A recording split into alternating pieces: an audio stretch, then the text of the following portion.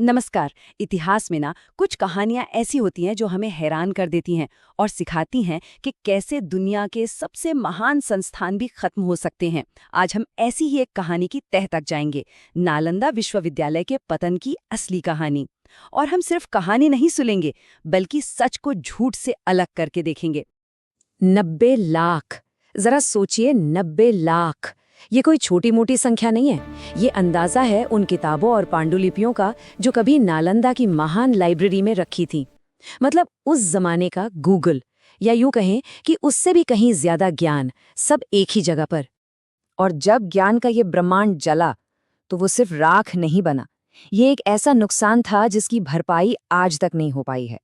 एक ऐसी सांस्कृतिक त्रासदी जिसकी गूंज सोचिए 800 साल बाद भी हमें सुनाई देती है। लेकिन क्या कहानी इतनी सीधी है जो हमें हमेशा से बताया गया है? क्या वही पूरा सच है, या फिर सच कहीं परतों के नीचे दबा हुआ है? तो चलिए आज हम मिलकर एक जासूस की तरह सबूतों को खंगालते हैं और देखते हैं कि असली कहानी क्या थी। तो इस पूरी गुत्थी को सुलझाने से पहले ये समझना जरूरी है कि आखिर नालंदा था क्या। मतलब जो चीज तबाह हुई वो कितनी बड़ी थी, क्योंकि ये सिर्फ ईंट पत्थर की कोई इमारत नहीं थी, ये पूरी दुनिया के लिए ज्ञान की एक रोशनी थी, एक लाइट हाउस।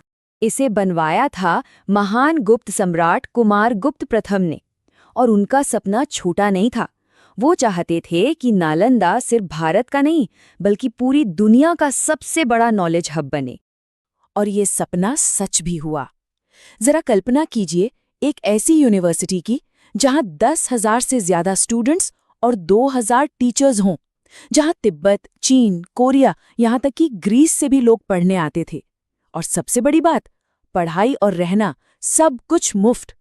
और वो लाइब्रेरी, 9 मंजिला लाइब्रेरी जिसका नाम था धर्मगंज, वो तो सचमुच ज्ञान का समंदर थी। सब कुछ इतना शानदार चल रहा था, और फिर कहानी में एक ट्विस्ट आता है।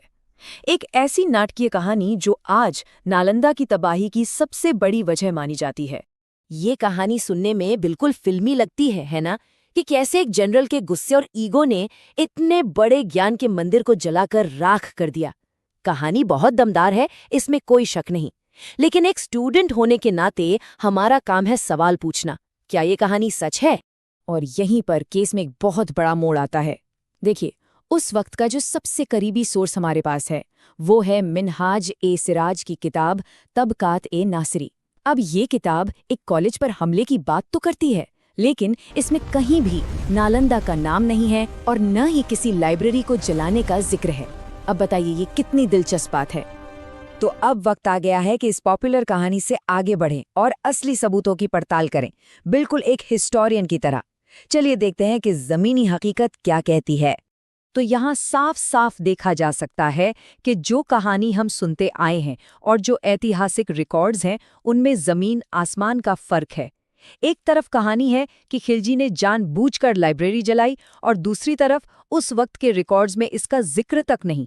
कहानी कहती है सब कुछ तबाह हो गया, लेकिन सबूत कहते हैं कि नुकसान हुआ पर पूरी तबाही नहीं हुई। तो सबूतों से क्या पता चलता है? हाँ, हमला हुआ था, बहुत हिंसक था, खुदाई में राख और कोयले के ढेर भी मिले हैं, लेकिन पूरी तरह से तबाही नहीं हुई थी।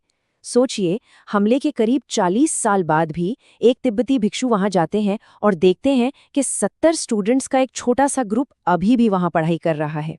और वो जो कहानी है ना कि लाइब्रेरी महीनों तक जलती रही, वो उस वक्त के किसी भी सोर्स में नहीं है, वो बहुत बाद की कहानियों में जोड़ी गई। मतलब साफ है, कहानी में और भी बहुत कुछ है। आप थोड़ा जूम आउट करते हैं और बड़ी पिक्चर देखते हैं। देखिए, कोई भी बड़ी इमारत एक ही झटके में नहीं गिरती जब तक कि उसकी नींव कमजोर न हो। खिलजी का हमला तो एक बाहरी झटका था, लेकिन नालंदा की नींव पहले से ही हिल रही थी। वो अंदर और बाहर दोनों तरफ से कई मुश्किलों से जूझ रहा था। ये टाइमलाइन देखिए, ये पूरी कहानी बयां कर देती है। जब तक पाल राजा थे जो बौद्ध धर्म को मानते थे, नालंदा को खूब सपोर्ट मिला। लेकिन फिर आए सेन राजा जो ब्राह्मणवाद को मानते थे। उनके आते ही नालंदा को मिलने वाली सारी सरकारी मदद, सारा पैसा, सारा सपोर्ट बंद हो गया। और ये खिलजी के आने से बहुत पहले हुआ था। ये था पहला बड़ा झटका। तो सोचिए, नालंदा पर चारों तरफ से हमला हो रहा था। बाहर से राजाओं ने मदद बंद कर दी, अंदर बौद्ध धर्म की ही अलग-अलग शाखाओं में झगड़े होने लगे थे और तो और समाज में भी बौद्ध धर्म का असर कम हो रहा था। ये सारी चीजें मिलकर नालंदा को अंदर से दीमक की तरह खा रही थी। तो अब इन सारे टुकड़ों को जोड़कर देखते हैं कि नालंदा के पतन की असली और ज्यादा मुकम्मल तस्वीर क्या बनती है। तो ये रही पूरी पिक्चर। नालंदा का पतन किसी एक विलन की कहानी नहीं है, ये एक कॉम्प्लेक्स प्रोसेस था। तुर्कों का हमला हुआ, ये सच है। शाही मदद बंद हो गई, ये भी सच है। ब्राह्मणवादी दबाव बढ़ा, ये भी एक फैक्टर था। और बौद्ध धर्म के अंदर की कमजोरियां भी थीं।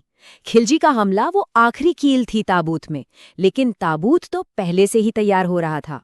तो सवाल ये नहीं है कि नालंदा को किसने नष्ट किया। असली सवाल ये है कि नालंदा का पतन कैसे हुआ।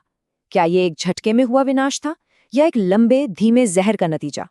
ये कहानी हमें सिखाती है कि इतिहास में कुछ भी सिंपल नहीं होता। हर चीज के कई पहलू होते हैं। और हाँ, एग्जाम पॉइंट ऑफ व्यू से ये समझना बहुत जरूरी है। अगर सवाल आता है तो सिर्फ खिलजी का नाम लिखने से काम नहीं चलेगा।